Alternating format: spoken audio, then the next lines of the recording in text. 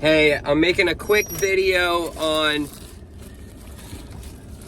things to absolutely not do with your generator, okay? Number one, though, I see, and I get it, you know, you're not used to it, you don't work on them every day, you're not comfortable. You're not gonna hurt your generator, okay?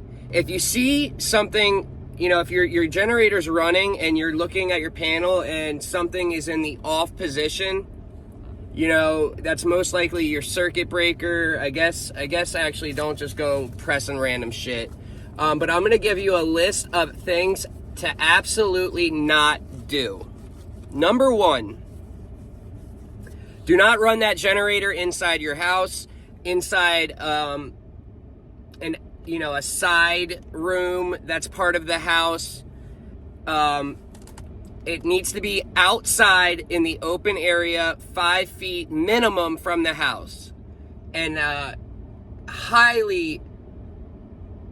you absolutely need to get a carbon monoxide alarm just for safety.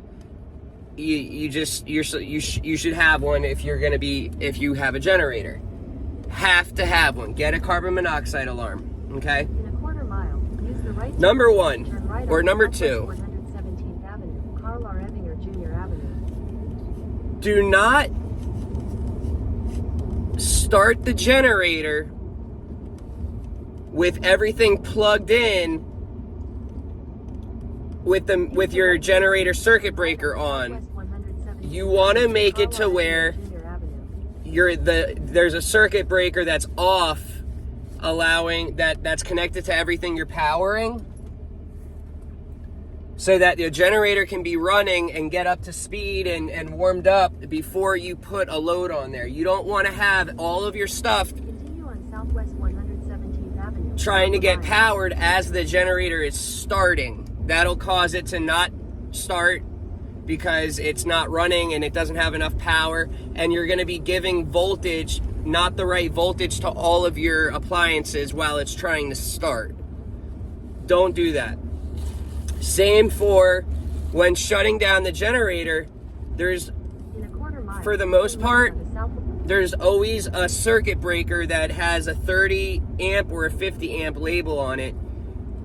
Or if not, it's going to be at the panel.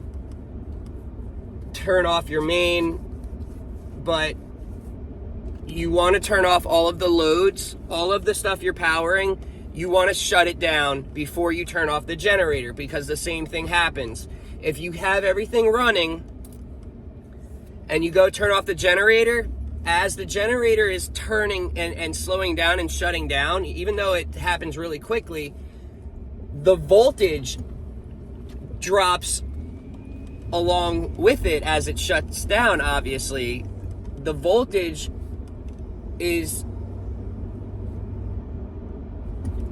equal to the speed in the sense. So, you know, the generator is running at 3,600 RPM. That's what it's rated for. There's some that are 1,800, and the inverters can change speeds. But a regular generator portable is going to be 3,600 RPM, which will give you 240 volts or 120, 240 if everything is working correctly.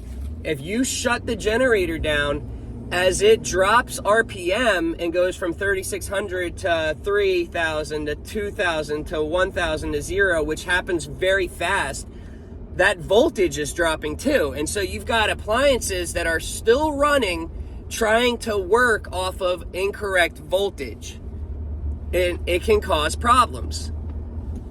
Always turn off the appliances, everything, before you shut down your generator. Same thing with turning it on. You don't want anything on when it's starting up. Okay? Check your oil, guys. Check your oil. When you are, especially if you're powering and using it a lot for work, food truck, if you're actually, you know, having stuff plugged into it and you're running it all the time, check your oil at least once a week. If you don't see any leaks, you know, at the beginning I would check it like every day. Well, you know, obviously if it's not leaking, you're not going to run out of oil in one day unless there's some major friggin' problem, but you would see the, you know, the generator would be smoking or something. Reason I'm saying check your oil is because when you are powering things with those little generators, they burn a little bit of oil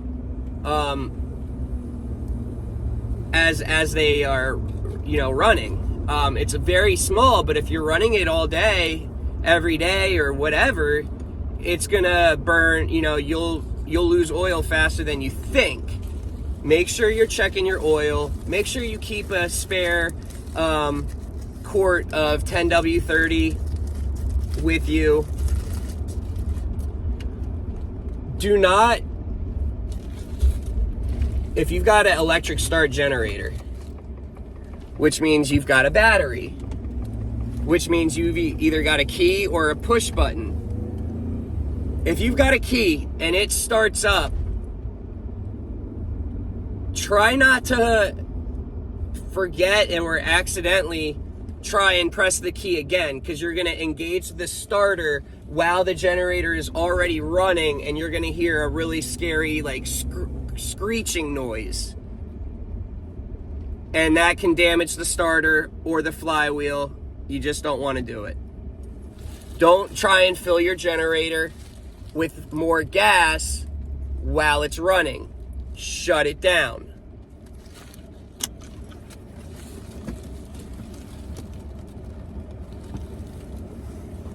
Do not run the thing for more than whatever the manual says. You're supposed to shut it down every so often to at least add gas. Well, obviously, but if you've got a propane and you've got a big ass tank, you could technically run that thing for hours before having to refill it.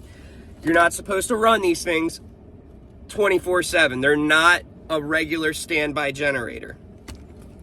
So keep that in mind.